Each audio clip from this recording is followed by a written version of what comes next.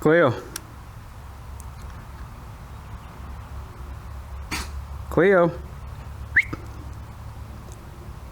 She's getting old. She's got dementia. So she doesn't know where she's at half the time. We have to put her on a leash. The other dogs are great. Skeeter. We have Skeeter. You guys have seen before, the one-eyed Skeeter. And now we have Scooter. He's another rescue. He just had knee surgery, well, back in November. He's doing good though. These are 3 little rescue dogs. Anyway, I'm designing a outdoor kitchen for, designing an outdoor kitchen, A-N, because outdoor starts with an O. An outdoor kitchen for the backyard of our house. Before I get into that, let's just give you a little tour of the backyard, right?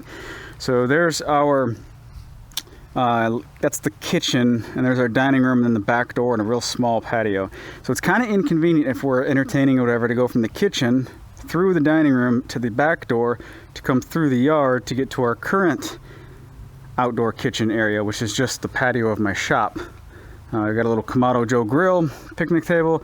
So there's the shop door. On the front side of the tornado shelter is where we kind of entertain, and it's not really that big, and we want to have a bigger, nicer area that's more convenient to the house. Back side of the tornado shelter is some lawn and garden storage. I keep my trailer back there, and then there's the pile for sawdust. What do you do with your sawdust? I throw it in the corner of the backyard and compost it, kinda.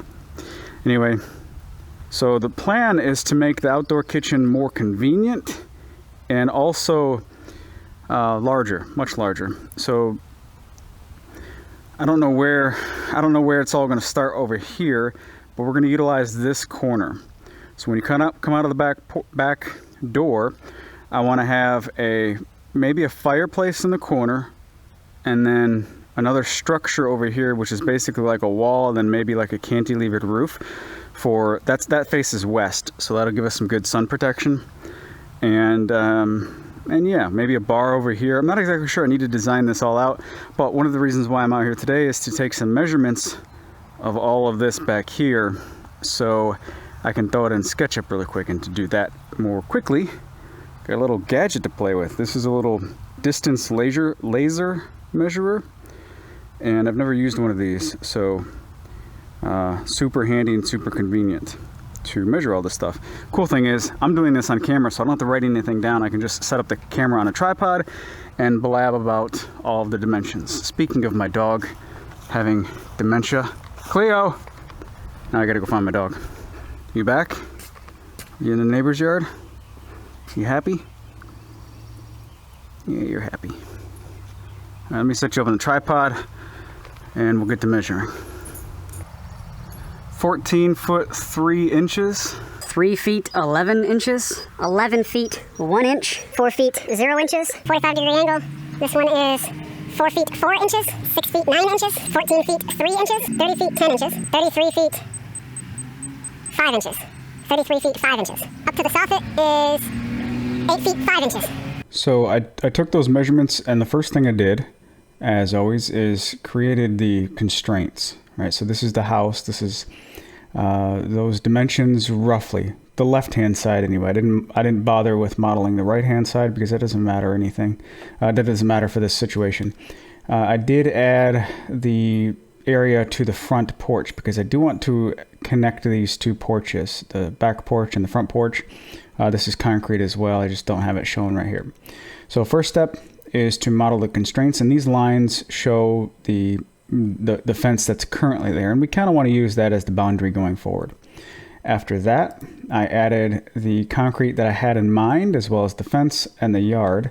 So as you can see, you come out of the back door and you have this big L-shaped area, and my plan was to have a kitchen over here and a fire pit area or fireplace area here, and kind of a seating area with whatever's left.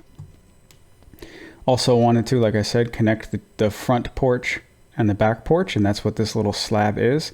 So there had to be a gate right here, and this is something that I wanted to do for a while, because if you're in the backyard and let's just say a kid throws a ball over the fence, which is kind of known to happen, that way you don't have to walk all the way around the house to grab that little ball, or it's just convenient to have access to go front and back. There's a water spigot right here on the side of the house, and having access to a garden hose right here would be very convenient. Also want to tap into this water hose to have water in the outdoor kitchen, which I'll explain in just a bit. So once I had the constraints laid out, once I had the concrete idea that I had in mind, I could start modeling stuff. And this is kind of just throwing ideas out there too. First thing was the wall and the gate. So obviously I want a gate to separate the front yard and backyard. I want a fireplace. We want a little fireplace in the corner. Now I don't know if this is going to be the final design. I'm just getting a rough idea out in SketchUp form. But a little bit of a corner fireplace, that'd be kind of cool. And then the outdoor kitchen over here. Now the outdoor kitchen has to have a wall on one side because the grill is going to get hot, and I don't want kids running through here, because if there's a little avenue, if there's a little hallway, kids like to run through those little areas. So I don't want to have through traffic. I want to have this as a purposeful area. That's where the cooking is going to be, and that's not where the playing is going to be. Now I initially had just this 6 foot high fence. We already have like a privacy fence with the wood, so I want to continue that same height all the way across. I did not initially have this taller section, but I had to add it once I did the shelter. So next up was the shelter. And again, I'm not exactly sure if this is the final outcome. I don't know if it's going to be a big wooden structure. I don't know if I'm going to go with a metal cantilevered structure. But this is the first idea. So I wanted to get the same feel as the house, so you continue the same style. I do like, decorative stone a heck of a lot better, but I do want this to match the house. So we're going to go with the same brick color and make it look like it was all intended to be together. I want to continue the lines of the roof. So we have a 45-degree roof angle. I want to continue that, and we have these matching columns on the front porch and back porch, so we're going to continue the matching columns on this area. Now, as far as the gable ends, I'm not exactly sure if keeping it open or closing it in like this would be more appropriate. Now, closing it in would match the house a heck of a lot better, but opening it with some type of decoration would be beneficial for not only smoke to exit because you're cooking, but also a little bit of extra light. The sun rises and falls on about that angle, so it'll rise over here and then fall over here. So as the sun is setting, we'll still get a little bit of light coming in here, and that'll increase visibility underneath this. I do want to tap into the power of the house and bring in some type of electricals. The only downside of that is the electrical panel is way over here, so I'll have to go up into the attic, come all the way across, and either drop down and piggyback with some conduit off of this post, or off this column, which don't really want to do. I'll likely come down into this corner and bury a pipe for some wire to come up somewhere over here, or maybe into the center island with the power. I'm not exactly sure, but either come down here or come down here. Don't exactly know yet. So that's why it has to be open. Now, if I close it off like this, I still want the interior of that space to be open for a fan and then some type of exhaust fan. So maybe a powered roof vent over here to pull the smoke out, and that'll keep a continuous draft coming up rather than relying on the wind to blow stuff out. I'm not exactly sure which one will be better. So there's that. Once I had the kind of structure in place, I started adding stuff to it, the final details to see if the spaces looked all right. And 2 out of the 3 spaces did. So we have the kitchen space.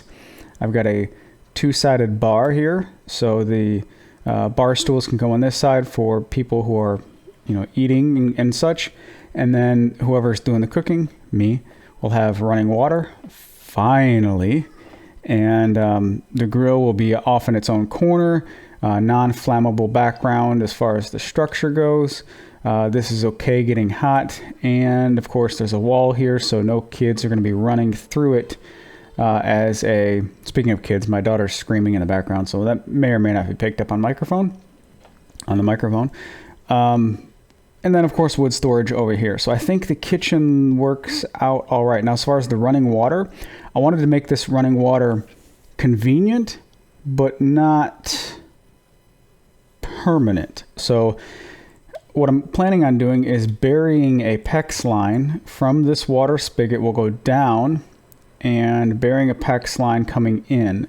And the water, the PEX will have a connection to just plug into or screw onto the water spigot. So that way in the wintertime, I'm not attached to the house. In the wintertime, if this freezes, and I don't want to run into a situation where this freezes and breaks, and then my entire house has to go down as far as the water to fix this or something like that. Of course, you could add a shutoff or wherever, but I don't want to tap into the house water. It's going to be much more easy and get all of the benefits that I want by just having a connection to the water spigot outside. In the wintertime, when I'm not going to be washing my hands and such outside anyway, in the wintertime I can just unscrew the water and put an air hose attachment onto it real quick, or just blow compressed air into it to kind of drain as much water out of the line as possible.